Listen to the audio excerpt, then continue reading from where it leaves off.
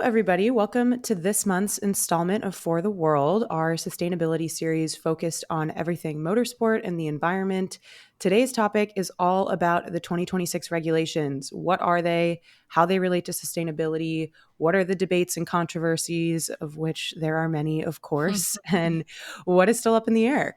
For a refresher on the current regulations, tune in to our downforce, dirty air, and DRS episode from last April, as well as our 2023 regulations refresh from February. And with that, we'll dive into what's coming in 2026. I'm Tiggy. I'm Sarah. And I'm Chessa. All right, let's talk a little bit about the why behind these regulation changes are happening. Even though 2026 does seem far away, we know teams are always thinking ahead, and it's definitely already a hot topic of conversation. So why now, and what are the main drivers behind the 2026 regulations? Yeah, it does seem far away, but it's definitely rapidly approaching. So the FIA published the regulations for the 2026 engines last August, and there's quite a long and technical PDF that spells it all out if you're interested in that kind of thing. But long story short, this will be the biggest overhaul to the rules since the introduction of the V6 turbocharged engines back in 2014. Wow. And throughout F1 history, regulation changes really have typically been undertaken for two main reasons. So one, to improve safety, which we all know and love, and two, to limit costs. And that's still the case for 2026, but a big and more recent driving factor for this is now sustainability, given F1's desire to be carbon neutral by 2030. So for 2026, there are essentially four key pillars that F1 is aiming for with these changes. Number one, environmental sustainability. So think sustainable fuels, more electric power. Number two, financial sustainability, which includes a power unit specific cost cap, other cost saving mechanisms, which we'll talk about. Number three, attractive to new power unit manufacturers, which we've already seen succeed with new entrants like Audi and Honda. And number four, which is, I think, the fun one, maintaining the spectacle. So I love it. keeping the V6 engines, the power, the noise. We will dive into all these and unpack them. So the first pillar is all about environmental sustainability. The first key aspect here is the use of 100% sustainable fuel. So as a reminder, right now F1 cars use 10% ethanol fuel, but we'll be transitioning to 100% sustainable fuel for 2026. For a deep dive on that, listen to our For the World episode from June 8th called What is Drop-in Sustainable Fuel? We'll get you all the details you need to know. The second aspect of this sustainability component is using even more electrical power. So for the engine, some key things are staying the same. There's still going to be turbo V6s and will still produce the same amount of power, which is about 1,000 horsepower. But what's different is that they're getting rid of the MGU-H entirely, one part of the power unit. And instead, the engines will rely on a much more powerful hybrid system than what exists currently. And for a bit of a deep dive into power units and what MGU, H, and Ks are, listen to our episode on what is a power unit from July 2022. It's on the back end of the French Grand Prix preview. Yeah, exactly. So the goal is same power, but larger proportion of that derived from electricity. And what they're aiming for is about 50-50 internal combustion engine and electrical power. For context, it's about 80-20 right now in favor of ICE. And we'll get to the debate around that later, but just to put some numbers around the electrical component, the future MGUK in 2026 will almost triple the amount of electrical power produced by today's hybrid components. So right now, 120 kilowatts of energy are currently deployed by both the MGUK and the MGUH. And the goal for 2026 is for the MGUK to produce around 350 kilowatts. On its own. And yeah, exactly, on its own.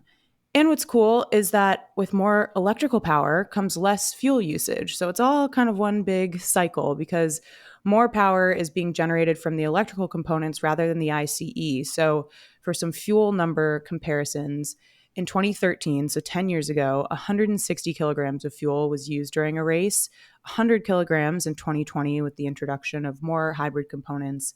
And in 2026, the goal is 70 kilograms of fuel used during a race. So it's a big difference. Yeah, it's so much better to be able to see the comparison numbers to see how much of a difference it's making. And yeah, this segues nicely into another aspect of the regulations, although they could be ours too. The maximum energy flow rate. So right now, F1 establishes a maximum fuel flow rate, but the new regulations introduce a maximum energy flow rate as well. So what this means in practice is that strategies that maximize the amount of electrical energy harvested during a race will end up winning out, and that teams will gain performance on the track by making their fuels more efficient so they can end up using less of it. Lighter the car, the faster it goes. So all in all, the sustainable fuel and less of it plus more electric power will help to satisfy that environmental aspect of the regulation changes for 2026. And now we'll talk about the second pillar, which is financial sustainability. There is a specific power unit cost cap in place that will limit spending to 95 million between 2022 and 2025, and then that'll grow to 130 million from 2026 onwards. And a big factor that helps teams on the financial front is getting rid of the really expensive MGU-H, which has been controversial for a long time. It's been an inhibitor for potential new engine suppliers since it doesn't have road relevance for suppliers that have road divisions of their business. F1 is also attempting for more part standardization, which will lower costs across the board. So, what is the point of all of this besides saving money? This brings us to that third pillar, which is making F1 attractive to new power unit manufacturers. A big goal of these new regulations was to encourage new manufacturers to enter in two different ways. First, by lowering costs and leveling the playing field. So, this is hoping to make power units cheaper to design and build and simplifying the current engines. And so, as a result, new entrants have a chance to be competitive right away rather than needing to spend years and years and a ton of money catching up to everyone else. And getting rid of the MGU-H was apparently a requirement from Audi and even from Porsche, who's no longer joining F1. So that's a big component here. Wow. Yeah, it's super interesting.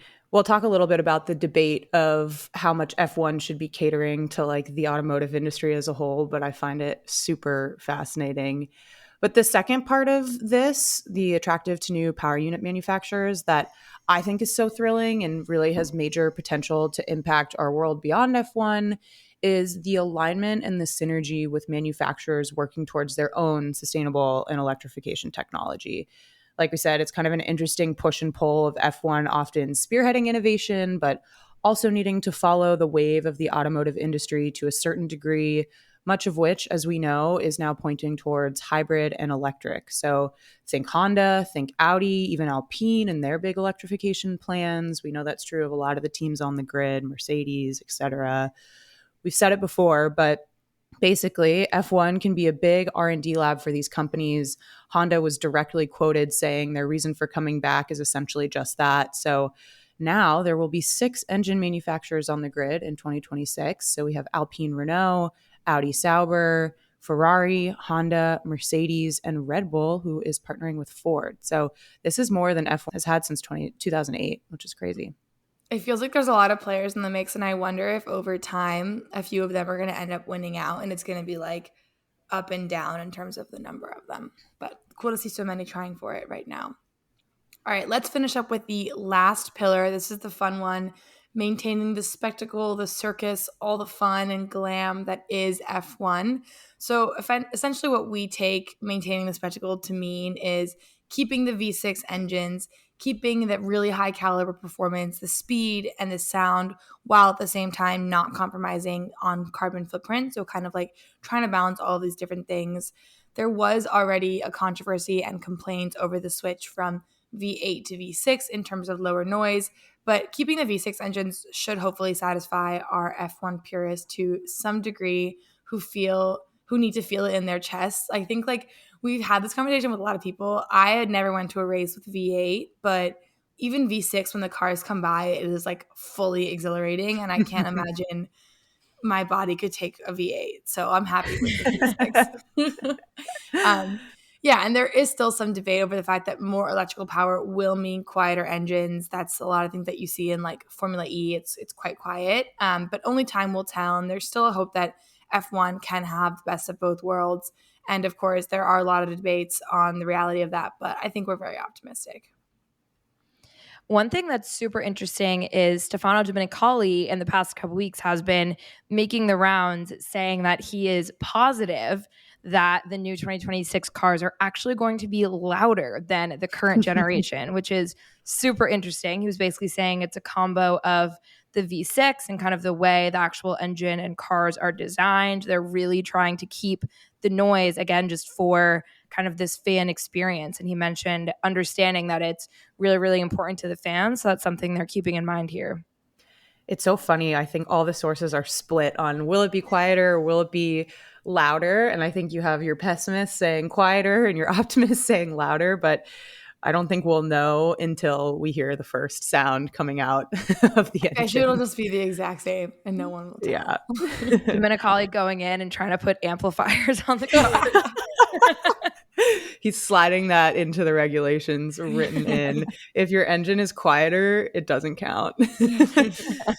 But it gets to this point that there's, I think, a general feeling in much of the world that lowering carbon footprint lowers living standards or lowers like entertainment, and that in the case of F1, like taking measures to decrease the carbon footprint really decreases the entertainment value in some way. But the goal with these regs, which I think they've done a really elegant job of doing, and especially with sustainable fuel, is really to have the best of both worlds and kind of refute that. So I'm optimistic. But before we get into some of the debates, one more thing to mention here is safety. Like we said earlier, throughout F1 history, the goal has been for regulation changes to improve both safety and cost. And these regulations are hitting on both. So we explained the financial piece, but on the safety point, with the MGUK now enclosed in the chassis next to the battery, next to the CE, the control electronics, all the high voltage equipment will be within the safety cell, which should make for an even safer car than we have currently. So there's also talk that maybe the cars will be smaller, even if not much lighter, which could potentially contribute to safer, maybe better racing, but we will have to see, which brings us to the controversies.